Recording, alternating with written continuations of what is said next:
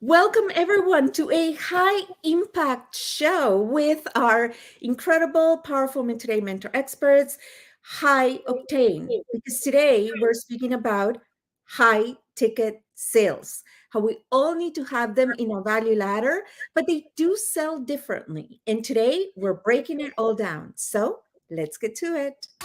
Empowering women on a global scale. Welcome to Powerful Women Today with Carolina Billings. Powerful Women Today is on a mission of inclusion, rewriting his story to include her story, and empowering, raising, and amplifying women's voices with professional speaking, publishing, original podcasting, and web TV. And now here's your host, the founder of Powerful Women Today, Carolina Billings. Welcome, everyone. As I promised, a powerhouse high octane panel today. We have I'm sure it shows differently for everyone, but to my right, Dortha Heiss, who is oh my goodness, strategist for technology, for artificial intelligence, and for the optimization of your business. We got Stacy Hall, who is their sales strategist and overall genius at sales, and Liz Wendling, that is fabulous at selling the invisible, selling professional services. So welcome, ladies. If you could please introduce yourself and we'll get started. Dortha, if you would like to get started, you were the first one here. Sure. Hi, everyone. I'm Dortha Heiss, and I am the founder and creator of Summit to Your Success and Pretty Smart Virtual Services, where, like Carolina said, I help partner with clients to help them get out of the weeds of technology in their business and help with automation, systematizing, and making things easier for them so they can be more profitable because they're freed up to do more things they love. And I help them seek adventure while they're doing that. Brilliant. Thank you. Stacy? Hi, everyone. Stacy Hall, and I'm the creator of the new ABCs of selling, the alignment marketing formula that's based on alignment, belief, consistency for a consistent experience of more sales, satisfaction, and success. Brilliant. Liz? I am Liz Wendling. I'm a business coach and sales consultant, and I work with professionals who will claim that they love what they do, but they hate to sell. And oftentimes they resist the only thing in business that keeps them in business, and that is great sales skills. And I'm not talking about old school crummy sales skills. I'm talking about the skills that move and touch and inspire people to say yes to you, not your competition. And I primarily work with professionals who sell services. And it's a lot harder to sell services than it is a product, but there is a process and there is a way to do it that makes you stand out and lines up with who you are and your personality. Brilliant. Thank you. So, and I am Carolina Billings, your host today, founder of Powerful Women Today, and I specialize in marketing. In of course, we're a boutique accelerator. And sales is a funny thing when it comes to branding, marketing, and sales. And oftentimes, when I am speaking with clients and I'm speaking just at large, everybody gets the marketing, everybody gets the social media, everybody gets I want to be there in front of people. But whenever I ask them, okay, what's your sales strategy? How do you sell? Because marketing is not sales, branding is not sales, it's part of it. How do you do your sales function? And I normally get a quiet cricket moment. So today we're going to break it down as to how do you get to those big ticket sales and the strategic way that people can learn to incorporate a good sales strategy into their business. But first, we're going to say hello to, we got a couple of people saying hi to us all. So I want to acknowledge our very own Dr. Suggs, who works with us in content creation, course creation, and speaker training. We've got Yusuf Scali, who's one of our allies in international men of mystery, an international coach that works with executive mobility. We got somebody saying hello to us and somebody else saying hello back. So getting started. So Liz, you just made an incredible assertive statement when it comes to people not liking sales. And why is that in your experience?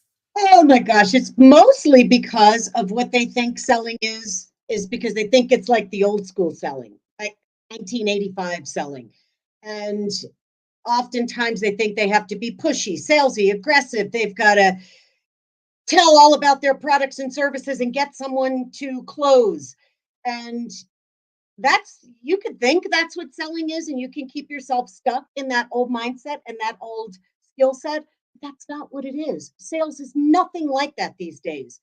And sales is a process. You've got to move someone through the process. You have to be able to help someone make a decision. And if you're not going to help them and help them through their decision making process, they're only going to go to someone who does. So you either step into a sales conversation with grace and ease and confidence and knowing your stuff, or you don't. You choose to think selling is like it was 30 years ago, and you keep yourself stuck, and you're not going to make a great living. I love that. Helping someone make a decision clearly for something they need. Right. Otherwise they wouldn't be having the conversation to begin with. That's it. Genius. You see, this is why we're here breaking it all down, right? Now, Stacy, your book, Selling from Your Comfort Zone, and now your ABC program, is really helping you understand that you can be authentic. And you're going to be better if you're doing it from a place of authenticity and from your genius. And we were thrilled to be featured as a case study in Stacy's book. So, anyways, I let you tell the tale. So go ahead, please. I'm thrilled that I was able to include you in the book, meaning the Powerful Women Today process of how you attract and retain members here in this organization, as well as collaborators. So thank you for being willing to open up the curtains so that we could see how you do it. So the alignment marketing formula is about authenticity, but there's so much emphasis on that with being authentic with someone else, right? With being our prospect. We cannot be authentic with them until we have become authentic with ourselves. And there's a statistic that I put in the book that hasn't changed much in the last year. 55% of people are selling the wrong thing. There's been a study, they've identified they're selling the wrong thing because they haven't been straight with themselves about why they're selling it, what would be a better fit for them if they want to be in sales, and maybe they're really not suited to sales at all. And so being authentic with ourselves first about why are we doing what we're doing? Where's the passion that we have for it? Everybody talks about the big why. Before there's a why, there's got to be a passion. Like, where's the passion that fuels the why? From there, then we can be authentic with other people as to, this is why I'm here representing this product, this service, myself, another company. And it's the passion that has been proven to make the difference in why somebody will say yes or no. How passionate are you about helping me make the decision that's right for me, as Liz said? So that's my connection to authenticity. You just said, and again, you're going to hear me say that was so powerful, because it's true.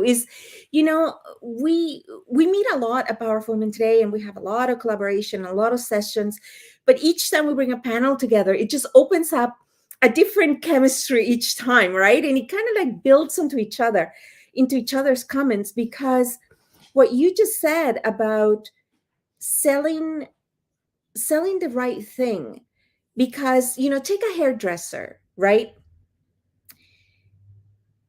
They're not really selling haircuts. They're selling how someone's going to feel when they're looking their best. Is that what you mean? Like understanding the cause and effect of a transaction? Yeah. May I? Because it's so interesting that you chose that out of the blue. Not that I'm a Never hairstylist. done. Nobody would want me doing their hair. My hairstylist, I have followed him to 4 different locations as his career has progressed, as his pricing has increased. Mhm. I've followed him, and it's not so much about, I think for some people it is how I feel, and of course, like, if I felt like I looked horrible, I Mhm. wouldn't continue, but that's such an intimate relationship, Mhm. as any sales relationship is supposed to be. Every hour that I spend with him is an hour that in some ways he's prospecting me just Mhm. by being himself. Mhm. The more I enjoy being with him, the more likely I am to book another appointment. And when he raises his price, each time he raises his prices, I have to think about it. It's like, is that experience still valuable enough for me to pay That's extra? right. To continue, right? It's Yes, one exchange at a time, that's it. right? When you think about it. Yeah. That is so true. Very, very true. Dortha, so you work in an area that a lot of people don't understand. You're the person that does the magic behind the scenes, right? Because Hmm. in sometimes when we're buying services, we have a general understanding, right? Or a product. But when it comes to technology, when it comes to the behind the scenes, right? How do you make sure that the person understands what is it they're buying? That's a great question. I do my best to ask a lot of questions, starting with knowing whether or not they're super tech savvy, because some people will get into something and say, "Oh my gosh, I didn't know what I was getting myself into." And they come to me to help them get out of that thing or to help better streamline that thing. So, a lot of the conversations I have had over the course of the almost 20 years I've been doing this have been around making sure the person understands what they're getting into. So if I know somebody from our initial conversation isn't a real tech savvy person and they come to me and say, "Hey, I heard about this greatest and latest bells and whistles thing," I'm going to tell them, and this is part of the reason I think people like working with me, is I tell them, "Hey, you remember when we first met and you said you're not tech savvy, and you remember that one time when you had this and you were down this rabbit hole and you were super frustrated and you were hitting your head on your desk? Remember that? That's going to happen if you go down this Mm, particular path with this product." And I kind of try to make sure to pull out those pain points, which I don't love those words, but helping them circle back to the thing that caused them the pain in the first place reminds them, "Oh, yeah, okay, I don't want to do that again. So let's maybe not do that." Some clients don't hire me to work with me forever. And I'm mindful that I may need to do some training to help hand something off to them. So these are all things that I want to make sure when we're setting up a system, I know, okay, when I hand this over to you, you're going to be okay taking it on. Otherwise, you're going to be calling me in 6 months telling me it's a big snaggletooth of Christmas lights that have all tangled up over however or you long. wipe the website trying to do an update. Exactly. I'm Not actually that I've working on done it. somebody's website like that right now. You know what is exact, especially in the area of software and applications, is I find usually people over purchase, buy something bigger than they need, which at the time it makes sense because you are hoping to grow into it, right? But then you end up utilizing 10% of it, 20% of it, right? Meanwhile, you're paying those astronomical licensing fees, or the pain of migrating to a new system that is not necessarily what you need. So in the process of telling the client exactly where you're at and what you need, you may be cutting yourself down a big sale. You know what I Absolutely. mean? And Absolutely. sorry, go ahead. Oh no, I was just going to say, and I think I liken this to the similar situation we had with a local mechanic here in our town. We took in. I used to drive a Mini Cooper, and we took it in for service. And the gentleman called my husband and said, "Hey, we can do these repairs. It's going to be this much." And Jason was like, "Okay, great. Go ahead." And he said, "Just call back if there's going to be more or whatever." And it went back and forth a couple more times. And Jason was like, "Okay." And then he called back one more time and said, "Hey, here's the deal. We found this particular issue." And with Mini Coopers, it was something that apparently is a thing that happens around 100,000 miles. The car had 127,000 miles. And the mechanic said, "I can do this for you. It's going to cost this much, but you could drive it off the lot and need to get a new transmission in like 2 days, 2 months, or whatever." So similar situation where he did that same thing, and he could have been selling us the services at the time, and then like our car broke down and whatever, we had to get a new transmission. But instead he told us, here's the situation. And so as a result, we ended up getting rid of the Mini Cooper, and I got a new car because it was a cost savings benefit analysis and married to an engineer kind of situation. um, and as a result, it's a similar type of situation where we still go to them because they do great work, and because they're so honest and trustworthy. Even though they cut themselves out of that particular sale, we still take our vehicles back. And a lot of my clients are the same way, so they might find a way to come back and work with me some other time if Mhm. that particular software or whatever didn't work out.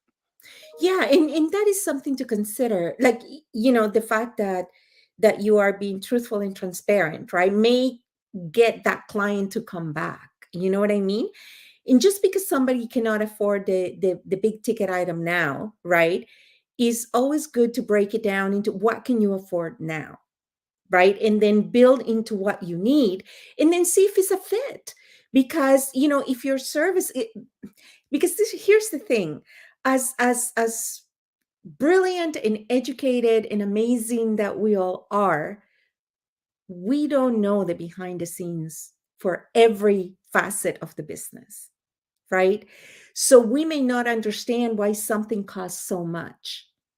So how would you, when somebody comes with a big ask, right? And I'm going to ask this of Stacy, because you and I encounter a little bit of similar situations with clients that come in and they want the bells and whistles. Can you rewrite my website? Can you rewrite all my microsites? Can you put a campaign? Can you do the copy? Can you do the images? Can you do, and you're like, yes, I can.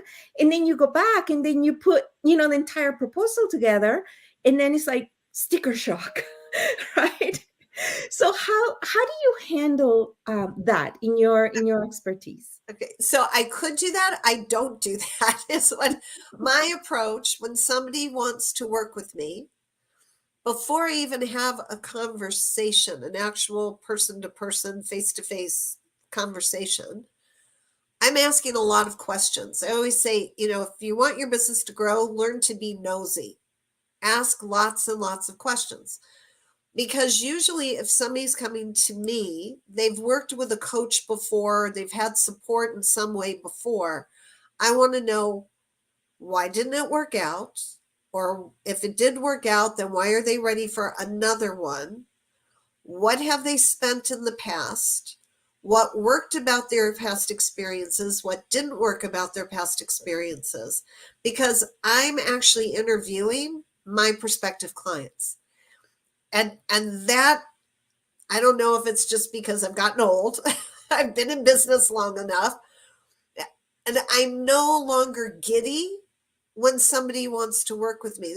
I'm very pleased that somebody wants to work with me. There's a big difference. And Liz is, you know what I'm talking about. Oh my God, somebody wants me to work with them. And so, yeah, I'll do whatever they say that they want. No. I have a business. I have a lane I stick in. I'm going to evaluate, will this client coming on be in harmony with the rest of my business as I serve them their needs? Mm-hmm. Or are they going to be the wrench on the tracks that throws me off? And I believe that if through that process, they're seeing that I do care about them. I want to know what they did before. What do they want to have things be different this time? Or what are their goals? I'm helping them think that through so they become a better educated client for me, but actually more clear for themselves. Mm-hmm. And sometimes we realize that there's a place where we diverge, and I'll suggest to them someone else that can meet that. Mm-hmm. Or it's like, that's exactly what I do. I know what your budget is. Let me just make sure. Is it less than that now? Is it more than that now? And let me craft a proposal for that. Mm-hmm. And that's where I get yeses as instead of let me think about it. Brilliant. Liz, same question. How do you handle that? Well, I'll start by saying I'm going to stay with the topic is the bigger the problem, the bigger the cost it is to fix it. So whether it's a transmission or an oil change, it's the We're bigger the talking problem. about cars. Let's talk about something we already. I started it. But if someone comes to me and has $100,000 problem, it's not $250 to fix it. And it's not to say that every big problem should be a high ticket item, but it means that there's a lot of one-on-one. There's probably more consulting. There's a lot more digging. There's a lot more time. There's a lot more one-on-one that goes into it. There's more to it than selling a lower ticket option, if you will. But like Stacy said, it has to be the right fit. And if somebody comes to you and says, I want to work with you, you have to ask questions. You've got to be that nosy person. You have to act like a doctor and pick apart what it is they're looking for. We might not be the right person, but if it is the right person, then you do it together. It's not about me jamming someone into a high ticket offer. It's making sure that it's an alignment for both of us. And if they come with a big problem, there is a high ticket to it. Yeah, and you know what? And that's combining a little bit what Stacy was saying.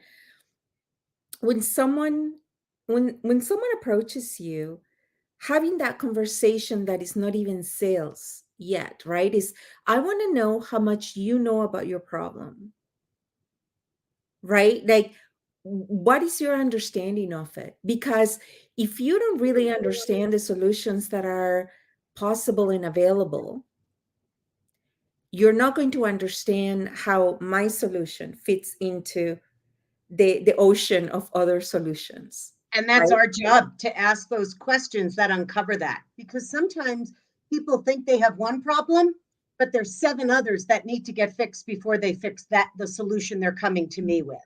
Mhm. Or they think they have a problem, and then I ask 7 or 8 questions, and they say, oh, I never thought about that. Oh my gosh, that too. I've been dealing with that too. So it's when somebody is diagnosing something, I don't care if you're a doctor or a mechanic or a consultant, you have to be able to ask those questions that can peek around the corner, almost like I have x-ray vision.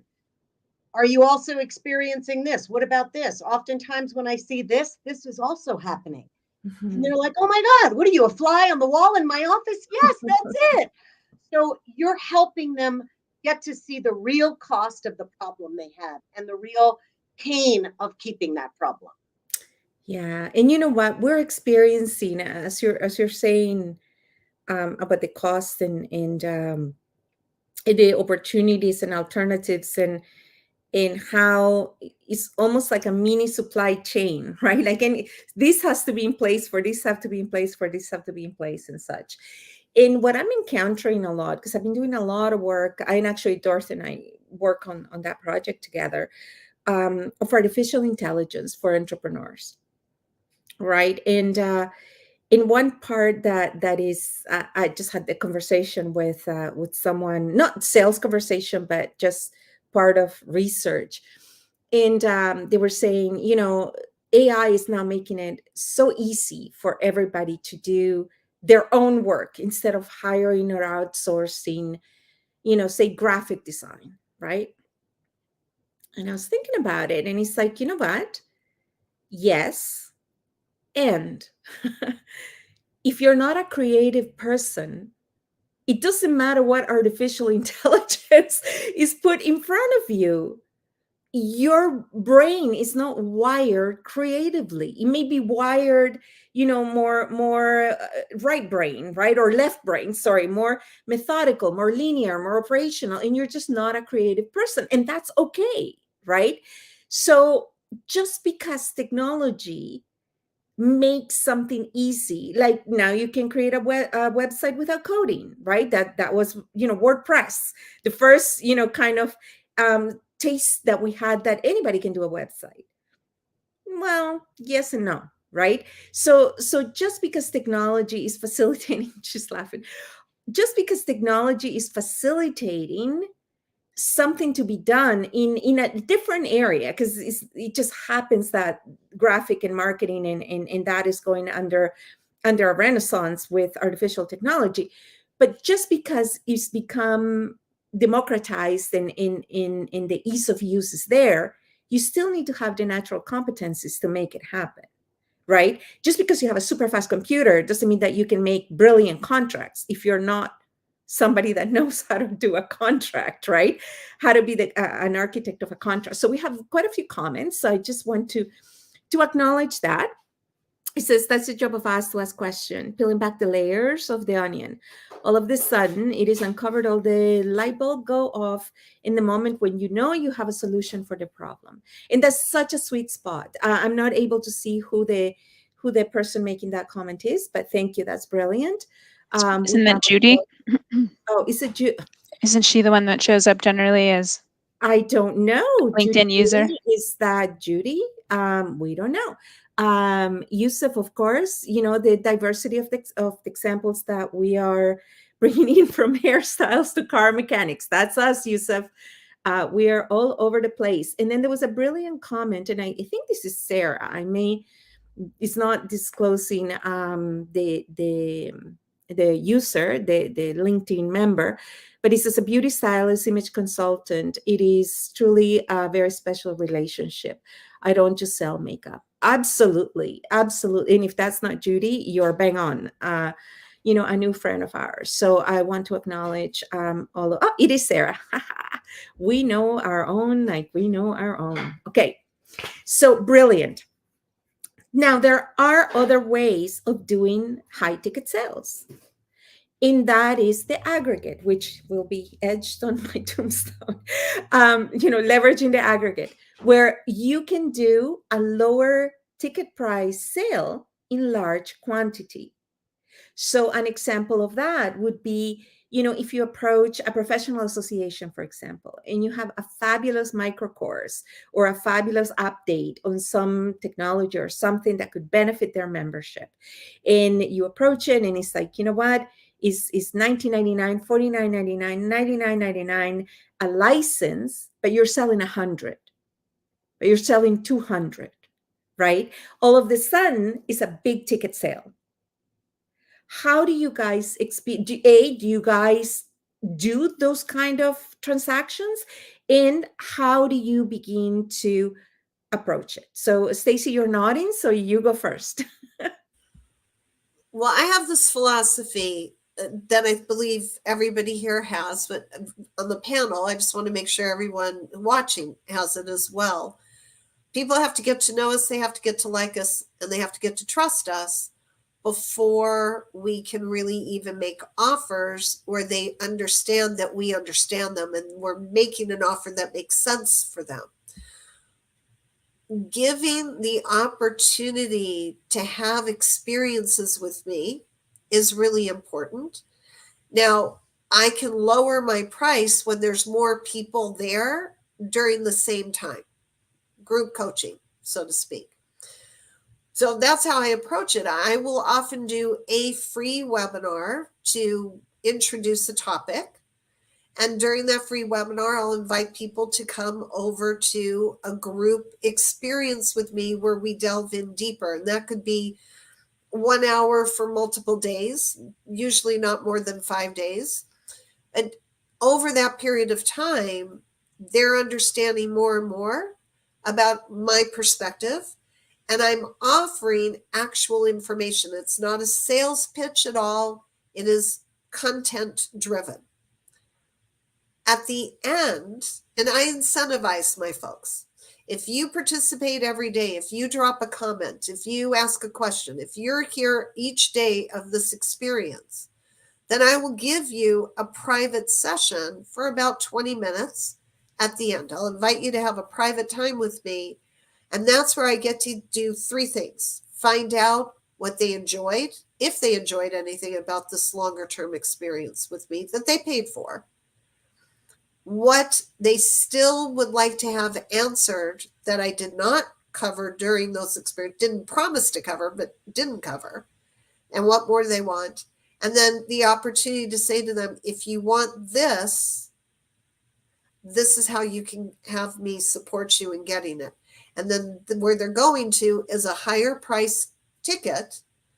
Could still be a group coaching, but more intimate, higher price, longer, more in depth, or it could be private. And that's how I'm going through the know, the like, and then the trust for that higher ticket item.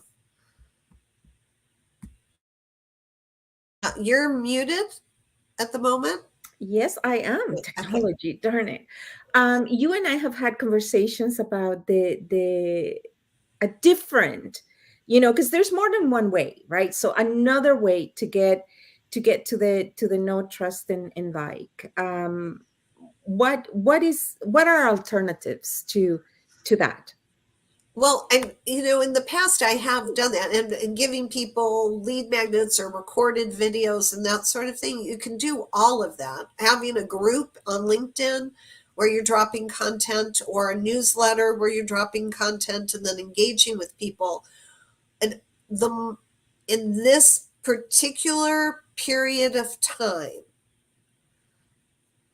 actual engagement in real time seems to be the most valuable for them and for me. It's producing the greatest results. So while there are alternatives, and some of those alternatives worked better previously and may wind up working better again in the future, right now for me, it's this webinar class experience over multiple touch points, and It's then working, bigger sell, right, with the private chat.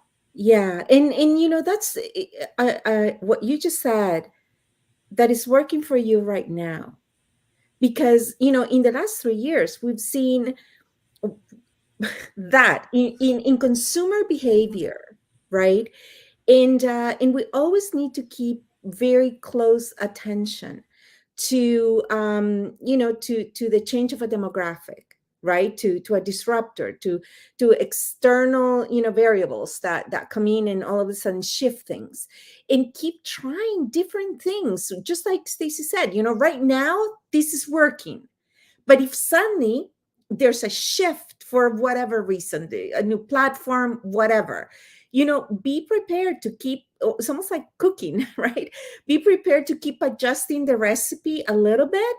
And especially if you're introducing new services or at a different price point, may require a different strategy. So Liz, you and I have had a lot of conversations, about the higher ticket, offers, and having a full value ladder. So I'd love to hear your insights on that. And while I do agree that a smaller priced option to many doesn't allow for a lot of high touch. So while my products might be high price or high ticket, they're also extremely high touch. My clients have access to me. They have a bat phone to me. So I don't do the smaller ticket to many. Mm-hmm. And so it's, for me, it's two different animals. So again, like you said, it really depends on the audience and what they want. So by the time people come to me, they probably know, like, and trust me. Some people come to me, don't know me at all, but I could do know, like, and trust in a very short amount of time. And that could be one phone call, or it could be 3. I've had people call me out of the blue that they heard me on a podcast, and I went from know, like, and trust and sold a program. But it's because of the questions I ask, the way I take them through the process to uncover what's going on. Is your hair on fire and you need me to put it out? Or is it not a big enough problem to do something about it right away? If someone's hair is on fire, they don't want my $14.99 book. They want no, of course, right away. So by the time they get to me, they're usually in that place of, I can't take it anymore. I need the fire put out. Mm-hmm. So, and you know what? It's important. Thank you. Sorry, I'm interrupting you, but I don't want this moment to get away. It's important to match, especially when you're out, right? We're out. we love what we do, so we happen to love sales, love what it represents, understand what it represents. So we're out. We'll speak to anything that stops long enough to hear what we're talking about, our solution, right? Which is part of really enjoying what you do and believing in what you do. But it's important to understand what you just said, because we've had a case study of somebody that began to use the Instagram platform, for example, right? And they were doing their short little reels, and they were doing well, and I guess they were working with a different social media manager, and all of a sudden one went viral, and it was like from 10,000 followers to like 100,000 followers overnight. And then she had 100,000 people telling her they could not afford her services. You know what I mean? So it was not incongruity. The messaging and her value ladder, her offer ladder, not that there was anything wrong with either one. She was just bringing a solution that was for a higher ticket audience to the masses. Right? There was no, you know what I mean? And that's what we're talking about. Making sure, because there's one of the things that I've learned the older I get, sadly, the more I understand that there's no right or wrong. There is what's right for me, what is working for me, right? So all we're telling you here to our lovely listeners or somebody that's joining us afterwards is that these are the things that we have tried that work for us, right? You may try the exact same thing, following it like a recipe, and it may not work. Or we may say something that we've tried that didn't work, that you will try and it works. Everything is custom, right? So all we're giving you is ideas as to how we go about it, and that it works for us, right? But what you just said, Liz, super important, is making sure you know who you are, you know the offer you have, right? There's nothing wrong with a $9.98. Hey, there's nothing wrong with a $1 offer. If you're selling $1 million a month, that's a pretty good gig, right? There's nothing wrong with the price of the offer. Is the part that I think we all need to reflect is ensuring that if we're choosing to promote and market ourselves to an audience or a market, that either we give enough hints as to what working with us is like, right? So that there's not that wave of attention saying, this is great, we love you, we want to work with you.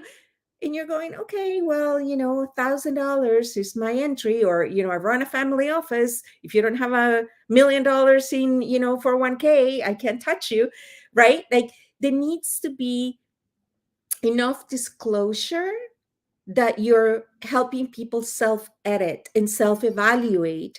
Is this the right solution for me? Does that make sense? It does. It does, but can I push back on that? Please do. I wouldn't have it any other way. I know that because I've done it myself. We probably all have. We all bought something that was way more than we thought it was going to be. We thought I was going to get my kitchen done for $5,000, but it was $25,000. But because it was going to be so magical and beautiful, I found the money. Yes. So that we have to also come to the table, that understanding that we have a value, we have an offer, but sometimes because the potential client might think it's only 1,000, but really it's 10,000. So there's a big swing there, but through the conversation, there may be so much value in there that they go find that $9,000. If it's right, it's got to be right for them. It's not that they go mortgage their house, that they realize, wow, I do need more. I didn't realize that. So we have to look at the holistically what's really happening. Yeah, and that's not a pushback. We're saying the same thing. Okay, just good. a little bit different. All right. Yeah, and it's but it goes to that, to the making sure we know who we are, right? When we're out marketing to the masses. Because the second you come to social media or to a platform, it's going out to the world, whether you mean to or not. So it's in making sure that you do, and I think we've gone, full circle, that in part, as part of the service that we're providing to the world, is the education portion, right? So they understand what's the size of their problem, because a lot of times people don't understand. They may think they have, I don't know, this problem, but that problem is stopping this many opportunities from occurring. So in fact, this is the size of your problem, not this, right? So it's in that level of education and conversation with the client. In Yes, I am a marketer, and I'm a content person, so there's a little self-serving, but this is where anybody and everybody that is looking to grow their audience and their business, is so important that you put as much content out onto the general knowledge and consciousness, because that way you're helping people become educated as to all the opportunities that are available, if you only got past this point, right? And that way they understand that it's not just this problem, but it's everything else that falls behind. Dortha, your thoughts on that? Well, it's funny. I when the caveat I will give is that I wish clients would listen to the suggested advice I give, because I have worked with a lot of people and I have seen different things that have worked for different people. So sometimes people will come to me and say, "Hey, what do you think about if I create XYZ?" And I say, "Oh, that might be really great. What if we put like this little twist on it, because I've seen this work and this is totally new for you." um, and they, they're very resistant to it. So that's one of the first things. And then somebody coming in with an idea and like not having a really formulated structure around how they're either going to deliver or how they're going to charge for something, and then like giving up like 5 seconds into starting down the road of like creating the whatever they're going to create to put out to the world, and getting frustrated, right? So I think what I'm saying is, stick with it, because it's a process and you have to play with different options that may or may not work, and you have to come back to the drawing board and reconvene and regroup and try new things, because like you said earlier, Carolina, or somebody said, um, what works for you, Carolina, isn't going to work necessarily for me, or what works for Stacy isn't going to work for me. And, what works for Liz or what works for me isn't going to work for Liz, for example, right? So, I mean, here we are with 4 different people, and we all have different strategies and approaches to how we put things out to the world. And I think that goes to show like there is no one size fits all. Mhm. And I also would encourage people to really step back from like the trading time for dollars. So that's the other component to that, is it's not just about an hourly rate. It is about, if you're putting something together, like considering what that package, what the value, what the transformation that you're offering and bringing, what the value is in that. Yeah. And I think in please correct me if I'm wrong, but Stacy, I think you and I were having a conversation where you said it's very important that both parties understand what each side needs to do in order to succeed. Yes. We were talking about that, Yes. right? Yes. Where is very important when whether you're buying, as soon as you get into the bigger dollar exchange, right? That is understood that, I will provide this and you will need to do this in order for it to work. Because at the end of it, you don't want well, it's not going to be the selling party, but you know what I mean. You don't want somebody to say, "Oh, you know what? Carolina's program do not work. Stacy's program don't work." It's like, well, okay, let's break it down. what had to happen for it to work, and did both parties do their part? So please, Well, I'm all kidding aside, I think you just explained it beautifully. That's what I was sharing before, is that's why I asked the questions. Because when someone comes to me and says, "Well, I paid for X with another coach and I didn't get what I expected," my question will always be, well, what were you expecting? How Mm, was that mhm, laid out? And did you verify that with the coach before you paid for it? And not to make them wrong, but to mhm, really delve into how clearly were you mhm, thinking when you laid that money down about what you wanted to get out of it. And I'm somebody that when I get mentorship or coaching from someone, I have a list of what I want to get out of there. And I go in with the list and say, okay, before I give you my money, here's what I want you to know. And I want you to tell me what is in your program or what is in your private coaching strategy that's going to help me achieve this, and this. And I know that I am one of the few people that do that. mhm. Yeah, So you do. when you're talking about what are you bringing to me, I paint the picture for them. Let's throw a party, right? So we're planning on having a party, and you offer to bring something for me to the party, like some food. And I say, great, I could really use some spaghetti sauce.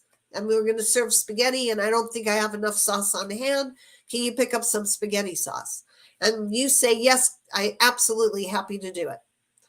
And you bring me a can of spaghetti sauce. It's not the brand that I wanted. I had very specific ideas in my head of what I wanted. Mhm.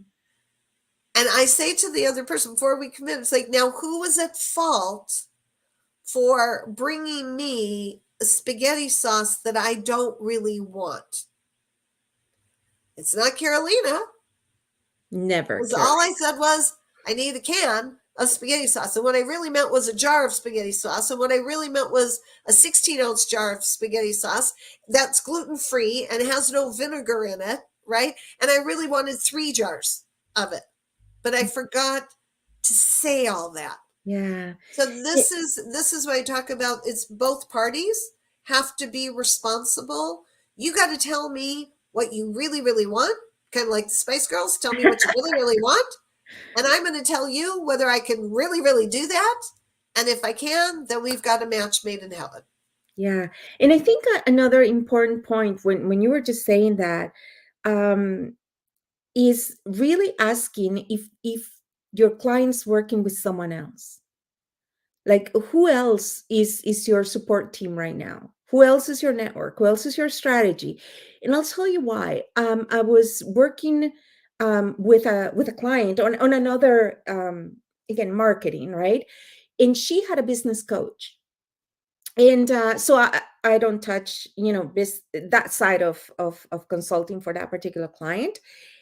And in a passing comment, she said, my husband's not happy with the results that my business coach is, you know, delivering, right? And at the time, I was kind of, you hear something and you're like, okay, but let's get back to, what we're working on, right? And then after I thought, wait a minute, if it's a coach, then all they're doing is guiding you and in understanding and propelling and working a program, right? But unless it's a done for you engagement, if the husband's not happy with the outcome, the wife is as much as responsible for the outcome that is occurring, in that transaction with the coach, right? And back to what you're saying, Stacy, is really understanding the role, right? Especially when you begin to invest large sums of money. You Because you know what? It's worth it. And it's worth it. Who determines whether it's worth it or not? The client.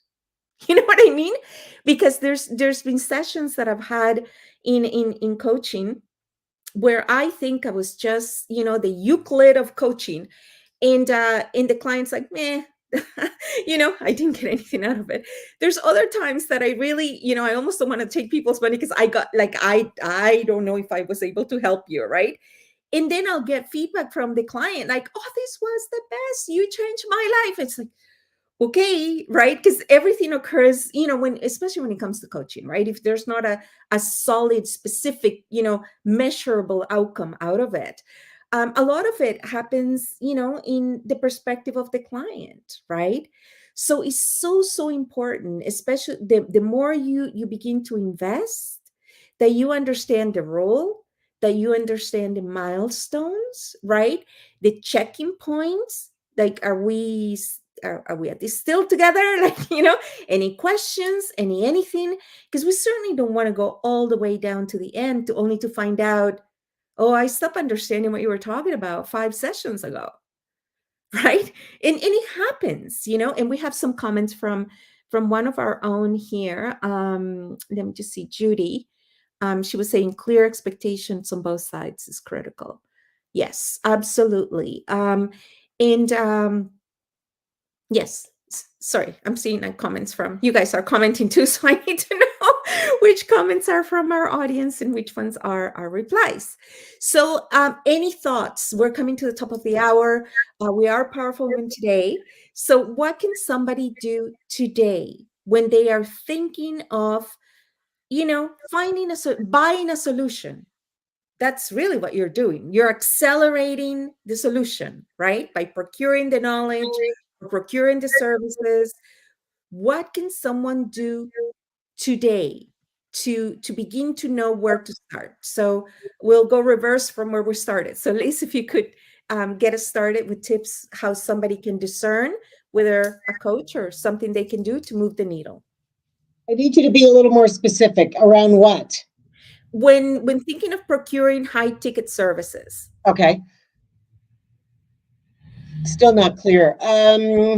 What do they need to do? Get started? Like, if you're going to make a large investment, if you have a big problem, and okay. you're looking to the solution is also equally expensive, how do you begin to discern who would be a good provider for that? That's a big question. It could start with asking your inner circle and people to give you a recommendation, someone that they've worked with, doing your own research, having those deep phone calls, asking the right questions, talking about outcomes, alignment. Are we aligned? Are we on the same page? Are we speaking the same language? Do we both want the same thing? Am I going to get the outcomes that I'm paying you for? And like you said, check-ins, milestone, making sure that we are in alignment all the way through the process. Brilliant. And making a decision from there. I'm not sure if I really hit the target on that one. You did. Right. That was exactly what can someone do today when thinking of that, right? Stacy and then Dortha. Okay, so Carolina, I was so intent listening to Liz. Can you repeat the question one more time? Certainly. I said we're Powerful Women Today. I'm a big, believer in what can you do today. So if you are somebody that is looking to purchase or looking to invest into a high ticket solution, what is something they can do today to begin to find the right solution partner for it? Okay, so as I said before, sit down and make out a list of why you're thinking about hiring someone for whatever it is. Like if it was to design a kitchen, why? What do you want that kitchen to be able to do for you? If it's for your business, what do you want to achieve in your business that you're pretty sure you're not going to be able to get there on your own? So that's the first thing, is sit down and be honest with ourselves. And then I think places like LinkedIn are really great for asking. Hey folks, my community, I'm going to hire a coach. I'm looking for somebody who can do this, this, and this. I would prefer not to hear from coaches. I prefer to hear from people who have hired a coach in this particular area. Tell me why you would recommend the coach that you work with. That's where I would go, actually. That's a great suggestion, actually. I see that a lot on a local app called Nextdoor, that people are like, I'm thinking of doing this. What do you think? We need to see more of that on LinkedIn and other apps. I think that's a brilliant suggestion. Dortha, same question. Gosh, what do I add to either of those comments? It was, kind of perfectly summed up. I think, yeah, having the clarity when you go in to know what you're asking for and what you want to get out of it. And that suggestion around asking people in your network, I think is a huge one, because that's actually what I tell people when they're looking for somebody that does the type of work I do. And when people tag me in posts to say, hey, so and so is looking, I always like to know, like, why did you think of me? Because I'm looking at this post, it's like 4 words. I can't really make out exactly what it is that you think I'm going to be able to help this person with. So in the both sides of that, like the person who's being asked and the person who is asking, it's helpful to have as much information as possible, not to be like over like analysis paralysis or whatever, not to that level, just enough information so that you can make an educated decision whether or not, like Stacy was talking about earlier, when you come together, it's that match made in heaven. Yeah, brilliant, brilliant. So thank you, everyone. Thank you for joining us. We value and appreciate your investment of your time in spending this hour with us. And I thank, of course, our mentor experts, our panelists. And, check out all of our mentor experts at powerfulwomentoday.com. Certainly on our magazines, they come out quarterly. There were brilliant issues from articles from all of them with tips and solutions and case studies and incredible information. Another way to get to know, trust, and know if this is the right partner for you.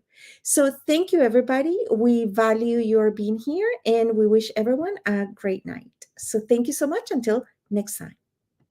Empowering women on a global scale. This has been Powerful Women Today with Carolina Billings. To learn more about how you can join and transform your life and the lives of women everywhere with professional speaking, publishing, podcasting, and web TV, visit powerfulwomentoday.com. Remember to subscribe to this podcast on iTunes, YouTube, or wherever you like to listen and watch your podcasts.